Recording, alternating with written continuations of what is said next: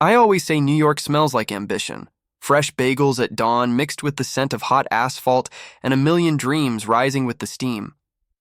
My name's James Whitaker, and if you'd told 25-year-old me that I'd one day run a bakery empire stretching from Brooklyn to Berlin, I would have laughed, offered you a cinnamon roll, and gone back to scrubbing flour off the counter.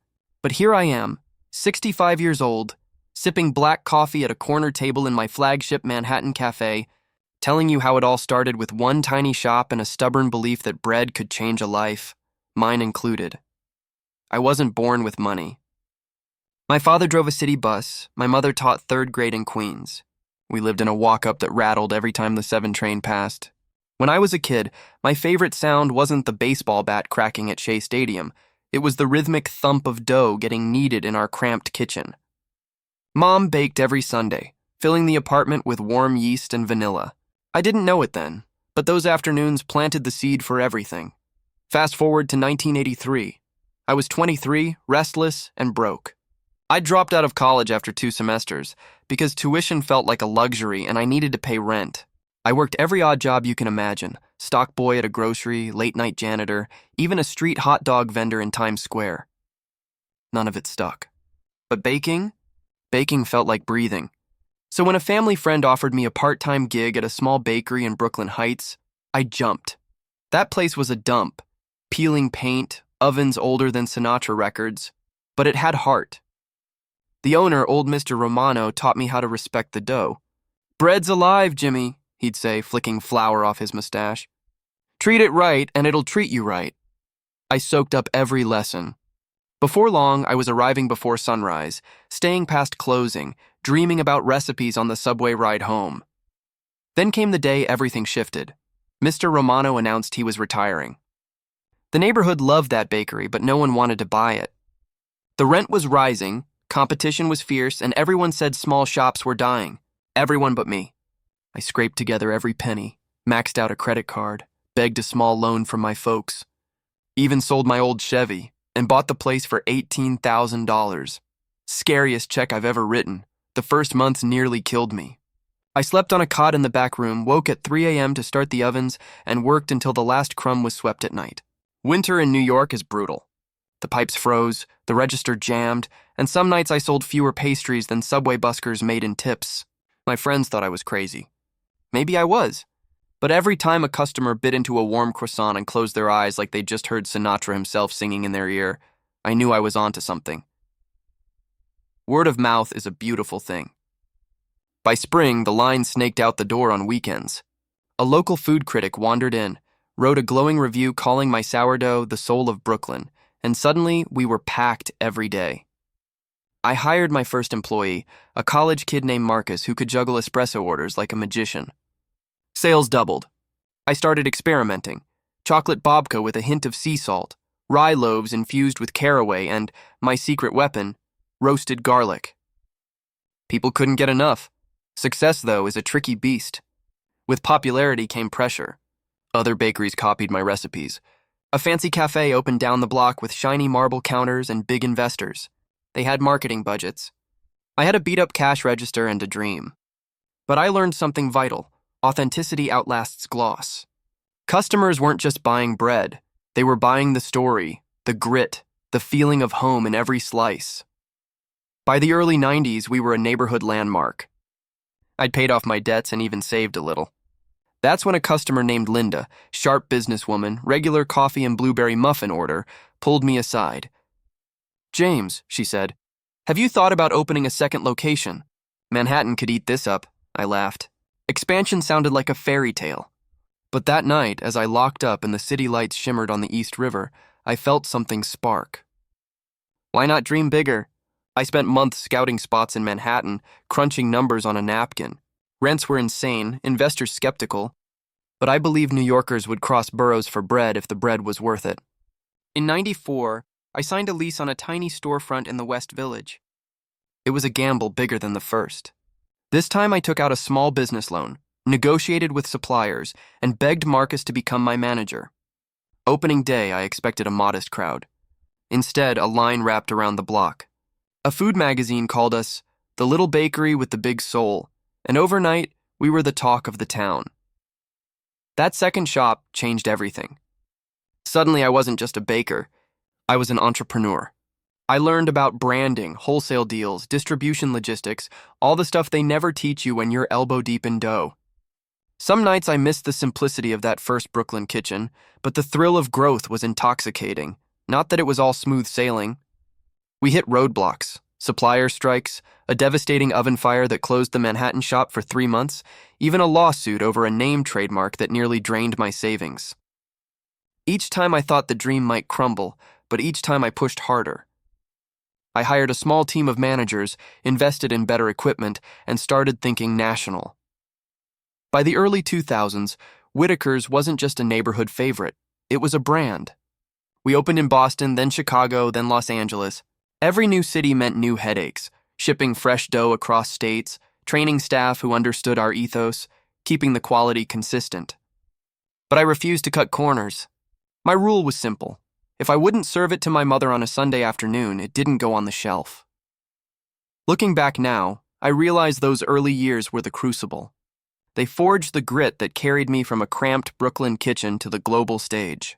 But the heart of it, the reason people still line up in the cold for a loaf of Whitaker sourdough, hasn't changed.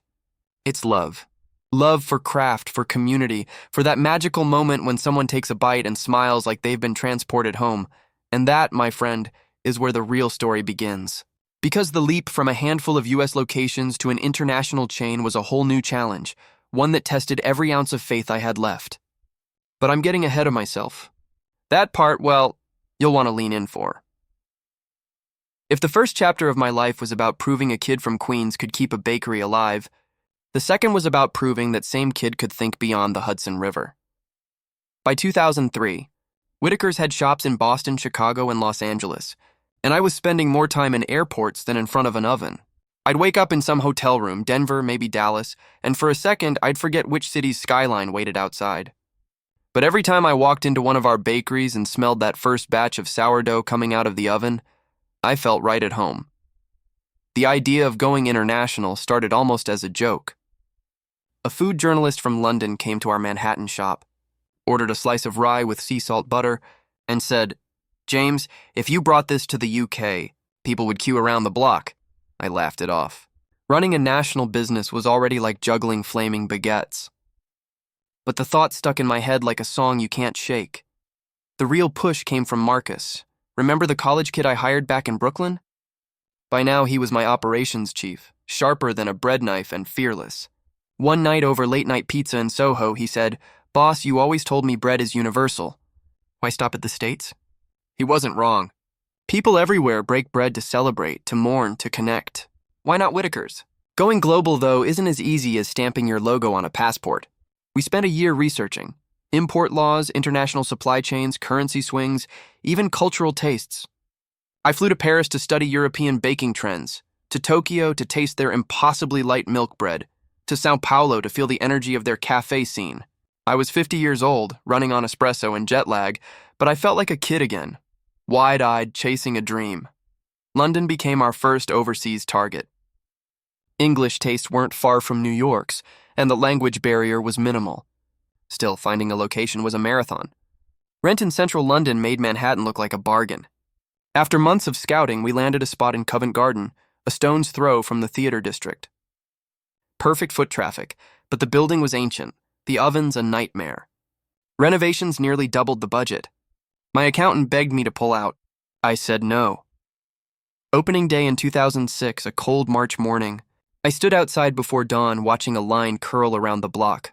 Locals, tourists, even a couple of expats from Brooklyn waving tiny American flags. When the doors opened, the smell of fresh cinnamon rolls drifted down the street, and I swear I saw a taxi driver wipe away a tear. By noon, we'd sold out of everything.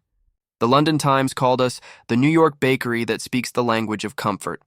I kept that headline framed. Success in London lit a fire. Within 5 years, we opened in Paris, Berlin, and Toronto. Each city taught us something new. Parisians were skeptical of an American bakery until we collaborated with a local flour mill and added a traditional baguette to the menu. Berliners loved bold flavors, so we introduced a dark rye with caraway and smoked salt. Toronto customers demanded gluten-free options long before the US caught on.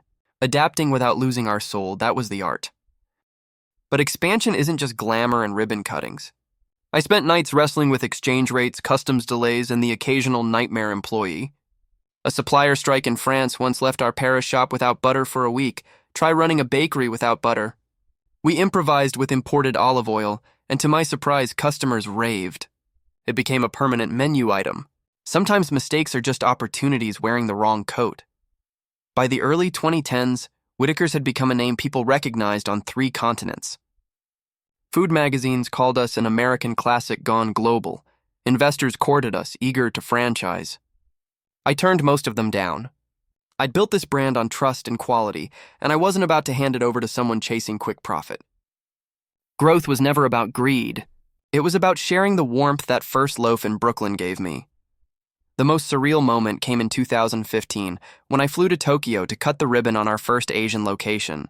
Standing there, watching a crowd of locals cheer as the red curtain dropped on a sign that read, "Whitaker's Bakery," I thought of my parents. Dad had passed a few years earlier, Mom long before that, but I could almost hear her voice. "Jimmy, can you believe this?"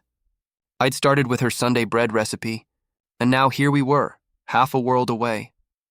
With each new opening, I insisted on one tradition. The first loaf baked in every new shop had to be my mother's old vanilla brioche. We'd slice it, share it with the staff, and raise a toast, sometimes with coffee, sometimes with champagne. It reminded everyone, including me, that this wasn't just business. It was family. As the years rolled on, I found myself reflecting more than hustling. I began mentoring young bakers, investing in culinary schools, even starting a scholarship for kids from working-class neighborhoods like the one I grew up in. I wanted them to know that ambition smells like yeast at dawn, and that dreams can rise no matter where you start. People often ask the secret to my success. Was it the recipes?